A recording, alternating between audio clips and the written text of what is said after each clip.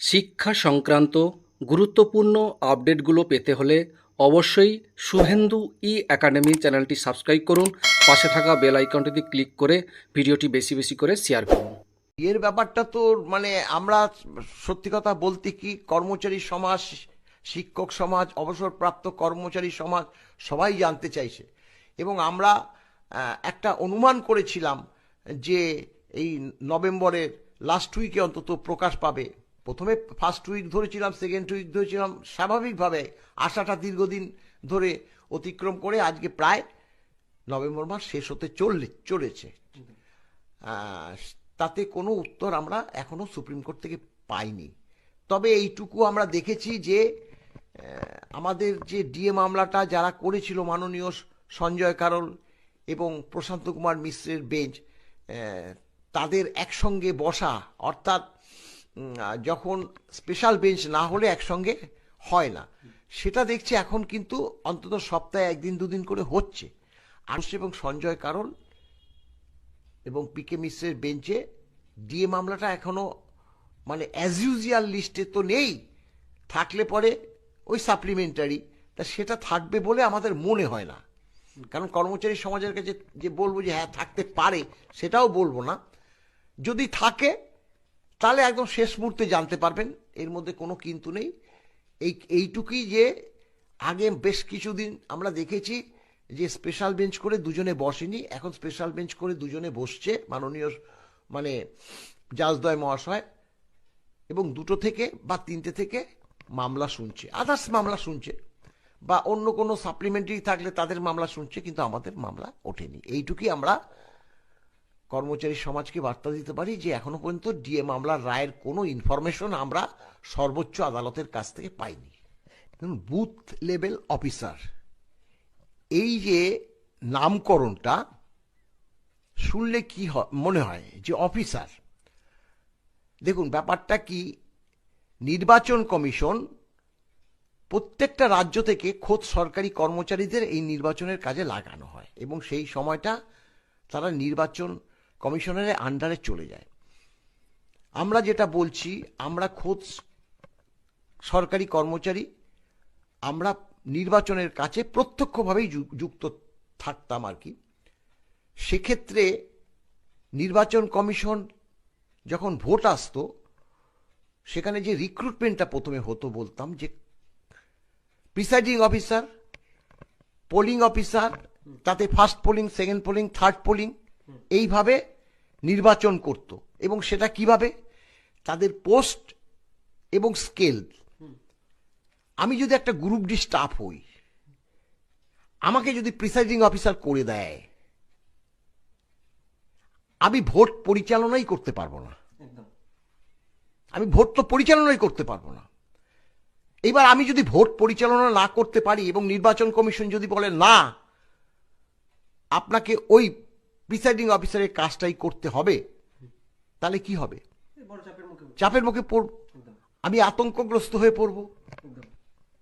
হ্যাঁ, তার জন্য একদম এমন কোনো সিদ্ধান্ত নেব না যে আমার ফ্যামিলি ভেসে যায়, আমি সেটা চেষ্টা করব। এবার এই যে বিএলও রিক্রুট হয়েছে, বিএলও রিক্রুট হয়েছে বুথ লেভেল অফিসার, এখানে নির্দেশ ছিল খোদ সরকারি কর্মচারীদের দিয়েই কাজটা করাবার জন্য। এখানে অপশন ছিল, যদি সরকারি কর্মচারী না পাওয়া যায়, শিক্ষক তো থাকবেই, তাহলে ওই যে প্যারা টিচারদের নিয়োগ করা যেতে পারে। আমরা লক্ষ্য করেছি সরকারি কর্মচারী তো দূরহস্ত, খোদ সরকারি কর্মচারী। দ্বিতীয় প্রথায় হচ্ছে যে শিক্ষক 11-12 ক্লাস বা নবম দশম, সেই সব শিক্ষকও নেই। তাহলে কারা আছে?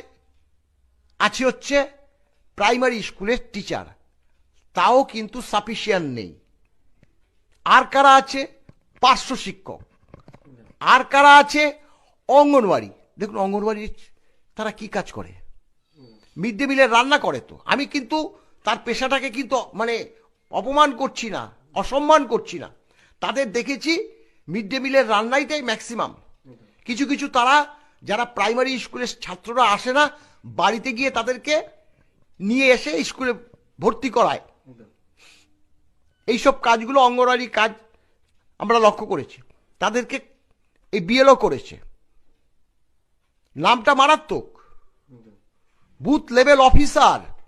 যখনই সে বলল আমি অফিসার হয়ে গেলাম, আমি তো রান্না করি মিড ডে মিলের, আমি তো কোনো বাচ্চা না আসলে প্রাইমারি স্কুলকে তাদের বুঝিয়ে বাজিয়ে নিয়ে আসি, আমাকে এই কাজ দিয়েছে, আমি তো পারবো না। আতঙ্কে থাকে তখন। কেন আতঙ্কে থাকে? সে যে অঙ্গনওয়াড়ি কর্মী বা সে যে প্যারা টিচার, এই যে একটা নির্বাচনের কাজে যুক্ত করে দিল, এই কাজ আমরা কোনোদিনও করিনি, তাহলে আমরা কিভাবে পারবো? আতঙ্ক আসবেই। আতঙ্ক কেন আসে? হুমকি। হুমকি বলতে হুমকি যতটা না নির্বাচন কমিশন দেয়, নির্বাচন কমিশনের হয়ে রাজনৈতিক দলগুলো দেয়। এই নির্বাচন কমিশন বলেছে যদি ঠিকমতো না করে তাদেরকে স্যাক করে দেবে। আর এদিকে যেমন শাসক দল হুমকি দিচ্ছে, বিরোধীরা হুমকি দিচ্ছে, তা যারা চাপের মুখে পড়ছে। আজকে এটার সুযোগটা নিয়েছে এই শাসক দল। নেই তো কর্মচারী, তো নেই, খোদ সরকারি কর্মচারী 6 লক্ষ পদ শূন্য, খোদ সরকারি যারা প্রশাসনিক কাজ করে, তারপরে তো শিক্ষক আছে। আজকে কর্মচারী নেই বলে তো বাধ্য হয়ে এই যে অঙ্গনওয়াড়ি কর্মচারীদের বিএলওর কাজে লাগাতে হয়েছে। আর তারা বললাম তাদের কি প্রশিক্ষণ দেবে? যে ট্রেনিং দিয়েছে, ট্রেনিংয়ে তারা যা বলবে সেটা বুঝতে পর্যন্ত পারবে না।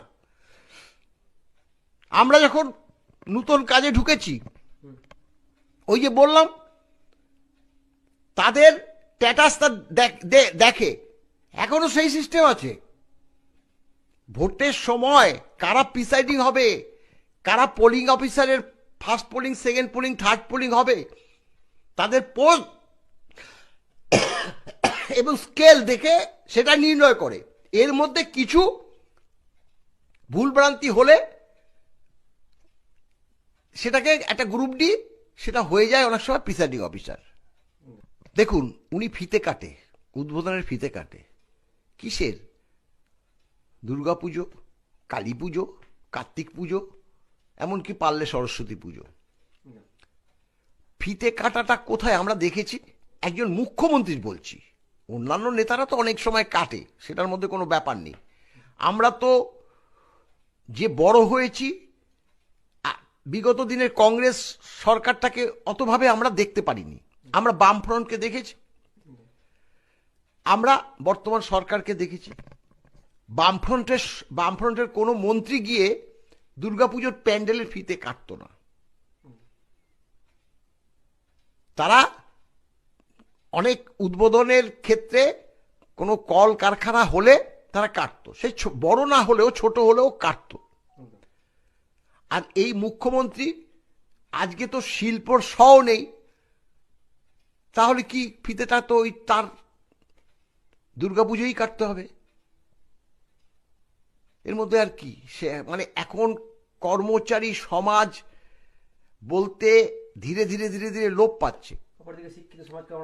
শিক্ষিত সমাজ রাজপথে বসে আছে।